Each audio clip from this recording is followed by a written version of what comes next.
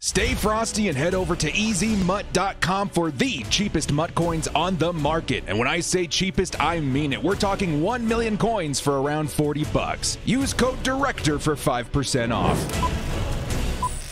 Yo, what up, brothers? What's up? It's the Director. Chargers fans, the moment is here. The moment that we've all been waiting for. Would you help me in welcoming our brand new head coach to the Los Angeles Chargers, Brandon Staley? Now, I know a lot of Chargers fans were expecting this to be Brian Daboll, myself included. I was hoping to get a video out on Brandon Staley a couple weeks ago. Ultimately, it fell through. But I did hype up Brian Daboll quite a bit because, honestly, under most people's impressions, he had like a 90% chance of bagging that job, and it didn't happen. And, of course, people were really excited about Brian Daboll because he felt like he was the perfect fit for the Los Angeles Chargers, especially for Justin Herbert and the way that he runs his offense. But I think we need to take it out of our minds that the Chargers missed out on Brian Daboll and re-enter an idea that the Chargers scored big with Brandon Staley. Honestly, as far as a YouTuber that covers a lot of this stuff, I feel terrible that I wasn't able to get a video out for Brandon Staley because I feel like it would have better prepared a lot of my audience for how good of this hiring actually really is. Because, guys, I'm not going to lie, man. I took some time. Okay, I did the live stream the night that it happened. I was going to do another video yesterday, and I decided, you know what, just chill. Just sit and read as much as you can about this guy. Get to know Brandon Staley on a deeper level and see what you can bring to the Chargers fam the next day as far as what to expect from Brandon Staley. And guys, this was a hell of a hiring. Like, when you really dissect it, when you really dive deep into why Brandon Staley produced the best defense in the league in 2020 with the Los Angeles Rams, honestly, it all kind of knocks my socks off. And again, like most people, I was shocked. I was shocked it wasn't Brian Daboll, but I knew enough about Staley that I was still very excited. But the more I look into him, the more excited that I get in the prospect that this was probably the guy all along for the Chargers. When the Chargers talked about firing Coach Anthony Lynn, who they really, really loved out in Los Angeles, in order to get a top-tier prospect, I'm starting to think that it was for Brandon Staley the whole time. So in this video, I'm going to help you guys get to know the Chargers' brand new head coach in Brandon Staley, who I've labeled as the silent killer, and get you guys excited for what he could bring to the table in the 2021 season and beyond. Because, guys, before we get too deep into this video, I'm going to tell you that the Chargers are in very, very good hands. If you're worried about Justin Herbert, don't be. This guy, man, he sees the Matrix, and that's going to be evident with how he runs this team in the immediate future. So before we do get started, guys, a quick reminder. I am giving away this Air Coryell jersey signed by 3 of the best Chargers of all time in Kellen Winslow, Wes Chandler, and Charlie Joyner. All you got to do to be entered to win this giveaway is to be a member of my crew. It doesn't matter which tier. This is a thank you from me to you guys for helping support the channel in that way. We'll be pulling the winner on January 29th. And for those of you who are like, Director, I like giveaways too, but I'm not a member of the crew. Don't worry, I got you guys covered. We're going to be giving this one away, a signed Keenan Allen jersey, just shortly after that to the subscribers of my channel to thank you guys for the support you give me here as well. You guys rock. Thank you so much for all your support. And with that, guys, let's get into this one. Before we do, hit us up with a like and sub if you do enjoy this content. The small amount of time you guys take to hit the like, sub, and bell notification helps me out a lot. Let's get into this video. Lights, camera, action.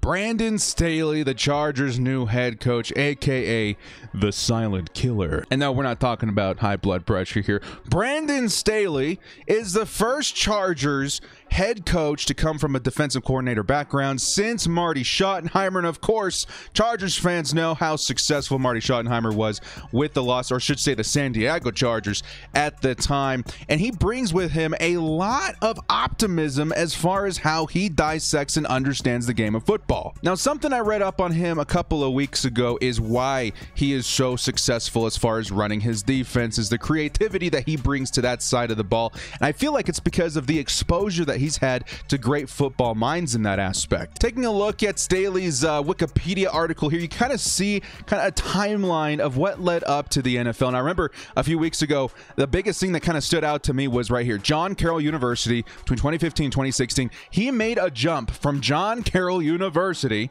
whatever that is, to the Chicago Bears in 2017. From John Carroll University to the NFL. Something extraordinary must have happened in that time. He must have gotten in the right room with the right people, absolutely blew everybody's socks off when it came to interviews, to become the Chicago Bears, of all places, outside linebackers coach, which at a time was eyeing a trade for Khalil Mack with the Oakland Raiders, which ultimately they did in his tenure with the Chicago Bears. So that is pretty impressive of itself. But the man that brought him in, the man with the plan that brought him in, was in fact Vic Fangio.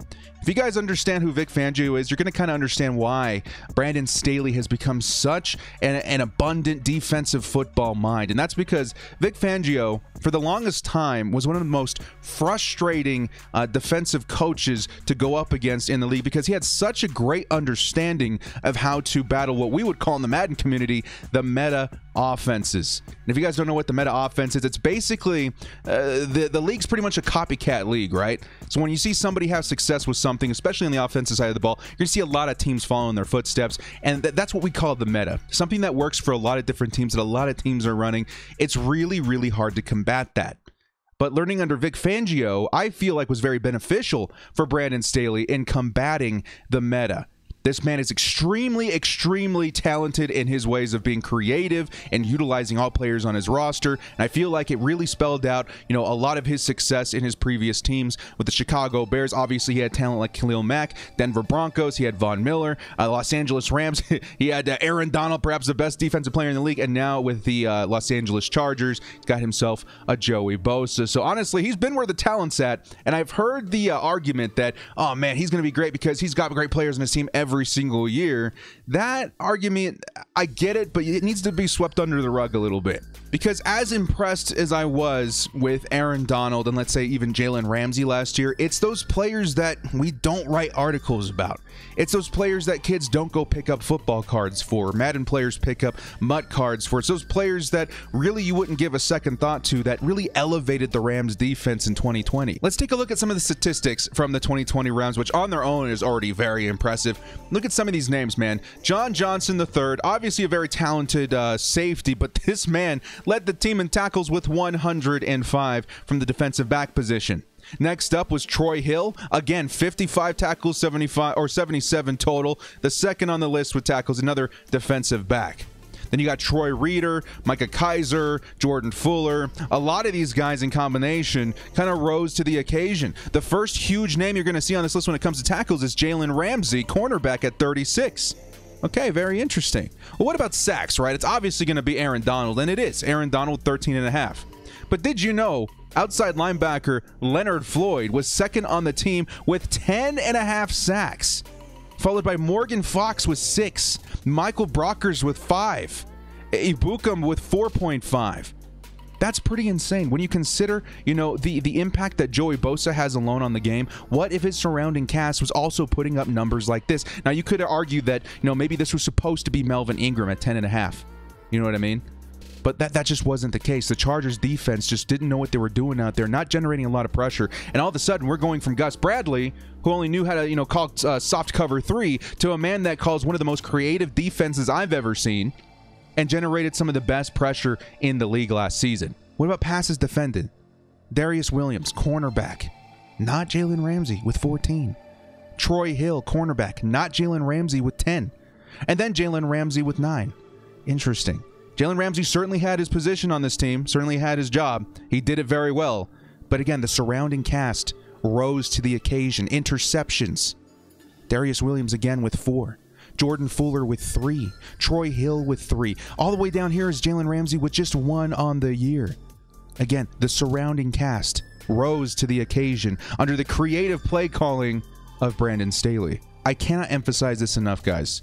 The way that Brandon Staley utilizes his players, almost like chess pieces, and giving himself statistic advantages when it comes to coming up against the offensive line of his opponent, the quarterback of his opponent, the wide receivers of his opponent. He knows how to generate pressure and cause havoc. It honestly does feel like he sees the Matrix, and that is due to his very high football IQ, maybe the mentorship that he received from Vic Fangio, which I feel like was ultimately one of the biggest reasons why Sean McVay recruited him from the Denver Broncos to begin with. And boy, did he step up with the Los Angeles Rams. Now, one would argue that the Rams defense was certainly not bad before Brandon Staley came to town, but at the same time, man, you got to see how much it improved over that time, specifically outside of their superstars, like I mentioned before. So let's take a quick look at what his stats looked like, what he produced, what he was able to produce with the Los Angeles Rams in 2020.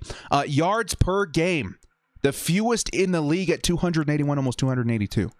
And you can see it's a pretty stark difference between the second and third place guys at 304 and 305. Incredible.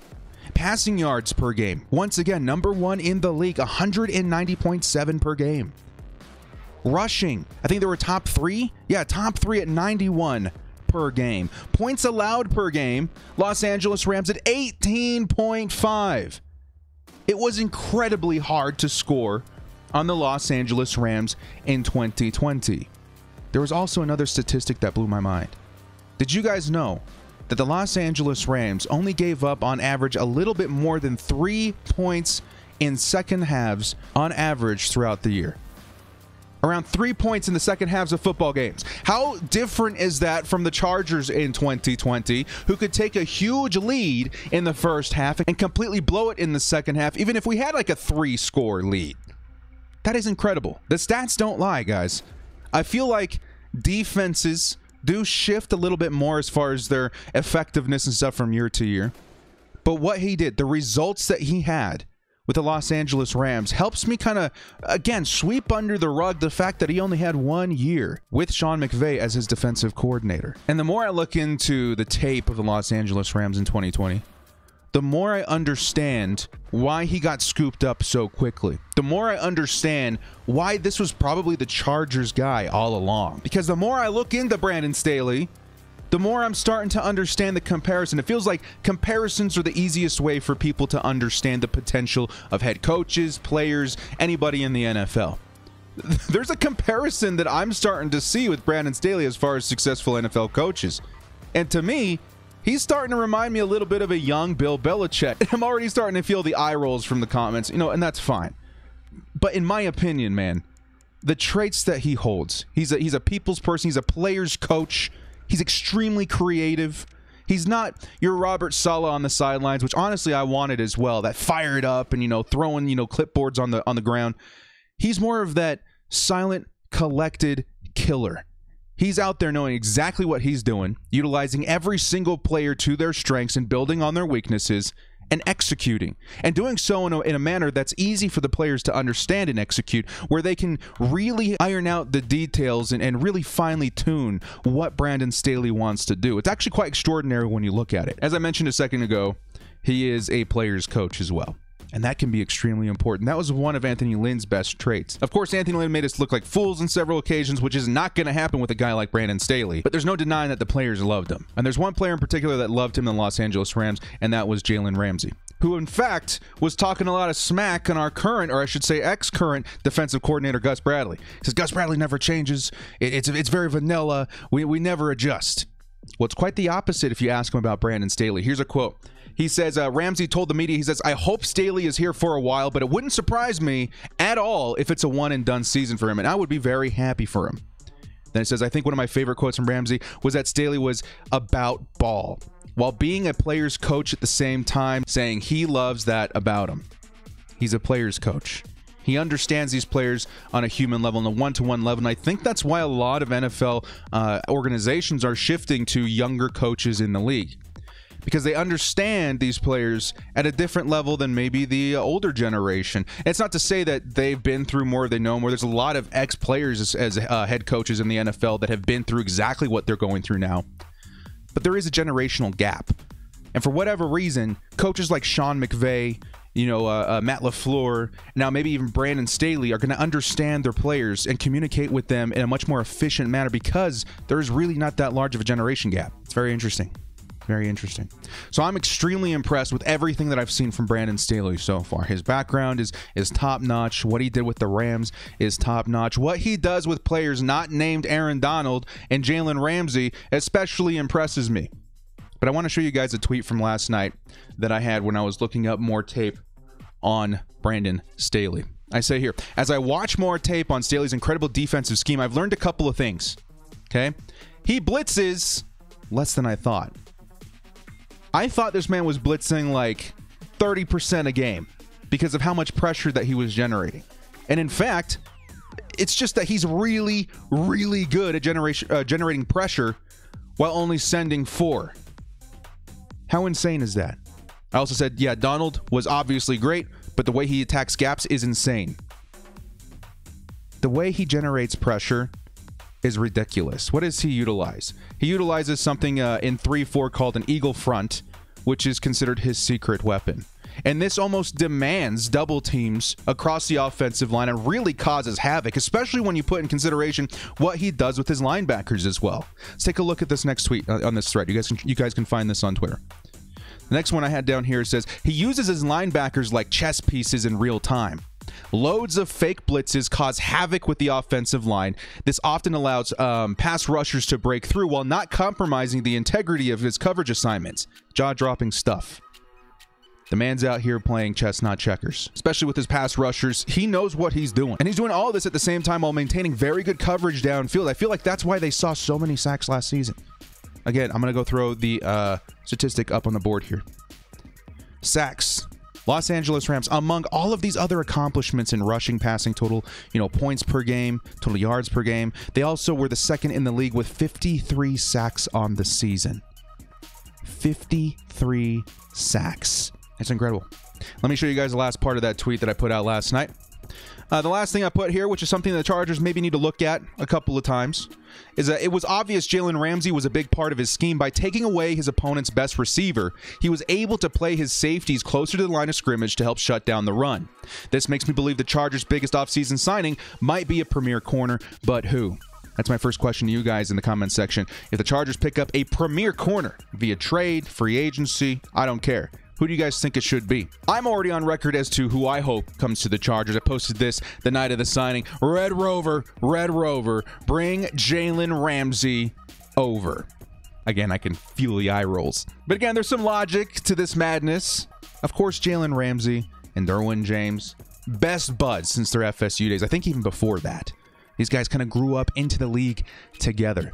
And at some point, Jalen Ramsey swore that he would play with Derwin James at some point. You also take into consideration the relationship that he has with Coach Brandon Staley, who he called the best defensive coordinator that he's ever played with.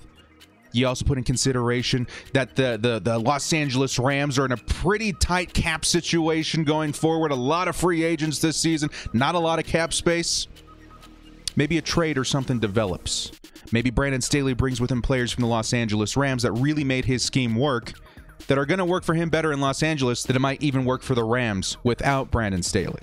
You got to think about that. How much more valuable was Jalen Ramsey with Brandon Staley versus how valuable he's going to be now without Brandon Staley? Kind of interesting. Either way, that's a bit of a tangent. One thing that people are worried about, though, when it comes to Brandon Staley is the development of Justin Herbert. A lot of people were hoping for Dable because we felt like that was proving to the fans that we were committed to developing Justin Herbert. And I'm here to tell you guys, don't worry about it. Herbert's not in trouble. In fact, Coach Brandon Staley is one of those rare guys, a defensive mastermind, defensive coordinator that also has experience playing the quarterback position at some point in his past. He was an ex-quarterback for the University of Dayton, very highly decorated quarterback in 2003. And honestly, this gives him a perspective into the game that most defensive coordinators wouldn't. He can, again, see into the matrix. He's going to be able to teach Justin Herbert to read defenses like a pro. And of course, I did read as well that one of the most compelling arguments that Brandon Staley made to come to the Chargers was his plan to develop Justin Herbert and his plan for the offense as a whole. Just because we hired a defensive coordinator doesn't mean that he can't elevate the offense as well. It's how he elevated his defense that convinces me the offense is in very, very good hands as well. The way that he utilized every single piece of his defense gives me hope that his offense, I think more specifically in the trenches, the way that he's going to assign blockers and stuff like that, that gets me very, very excited. The way that he's going to help draw up creative plays that, when executed, actually work gets me very excited. The way that he's going to train and groom Justin Herbert to dissect some of the best defenses in the league gets me very excited. But all in all, you know, we've seen defensive coordinators, I think more defensive coordinators than any other, you know, comeuppance of a head coach in the league make it to the Super Bowl in recent years. It's been defensive coordinators. But I think the argument of he's a defensive-minded guy or an offensive-minded guy kind of gets too much attention at some points.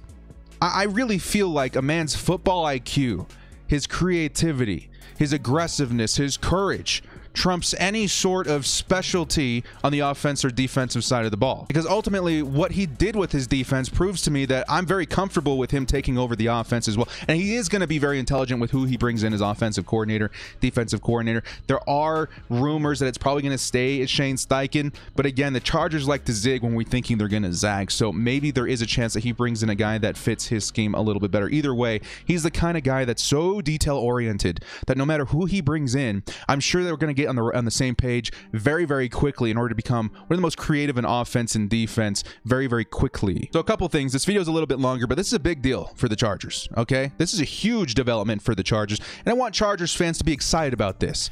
All of this stuff, all of these facts, all of these, you know, details about Brandon Staley are things that I really hoped to get out to you guys a couple of weeks ago to prepare you just in case he did get hired by the Chargers. And now that he's here, me, myself, as a fan, a YouTuber that had previously looked into Brandon Staley, the more I look into him, the more excited I get about the prospect of what he's going to do with this team. The prospect that he could legitimately, I mean, as I mentioned before, could legitimately end up like Bill Belichick. He reminds me of a young Bill Belichick. So the couple of things that the Chargers are going to need to do in moving into the 2021 season, obviously we have a lot of things to fix. The offensive line, probably the biggest one. Got to fix that offensive line. I'm sure when he walked into the room with the Chargers, it was kind of like that meme with Donald Glover from Community. He's holding the pizza, everything's on fire. He's like, yo, how we not fix this offensive line yet? I'm pretty sure he's got a plan for that. I'm pretty sure he's got a plan to fix that. He's probably going to look at Justin Herbert and be like, hey, this kid was amazing. The best rookie of all time at the quarterback position. What can we do to help elevate his game? Maybe we need to get him a speedy wide receiver. Again, we got to fix that offensive line. What do we do at the tight end position with Hunter Henry? Where is the cap being spent? Is everything being placed properly? Are we utilizing our resources properly? I'm feeling very confident with what he does with the offense. Defensively, however, there might be some changes coming around the corner, guys. He utilized a 3-4 defense with the LA Rams, which saw a lot of success, again, utilizing the Eagle front as a secret weapon. There's a chance that the Chargers switch back to a 3-4 after however many years. It was around the Mike McCoy time, was it not? I don't remember when the Chargers switched to 3-4. It's been a while. And honestly, that gets me a little bit excited. Of course, Joey Bosa plays better in a 4-3 in my opinion, but he played pretty darn well his rookie season in 3-4 as well. The Chargers could definitely start utilizing that defensive scheme a little bit more in order to try and mimic what he did with the Los Angeles Rams. And honestly, I don't think it's going to be like a complete copy and paste. I feel like Brandon... what he did, taking Vic Fangio's defense and really building on it. He changed it. Vic Fangio was playing old-minded football, still very effective, but he changed it. He changed the culture in Los Angeles to something that worked, that was catered to the specific players on that team. I think it could happen again. So there's a chance that the Chargers do switch, and I do think that Brandon Staley needs a couple more pieces in order to get close to what he had with the Los Angeles Rams. We're going to need a beast outside linebacker, which I think the talk of the town right now is Leonard Floyd. He might follow Brandon Staley to the Los Angeles Chargers, which honestly, if you guys remember, Leonard Floyd was the second in the team in sacks. Let's see if we can find the sack number here. There we go. Leonard Floyd, 10.5, just behind Aaron Donald.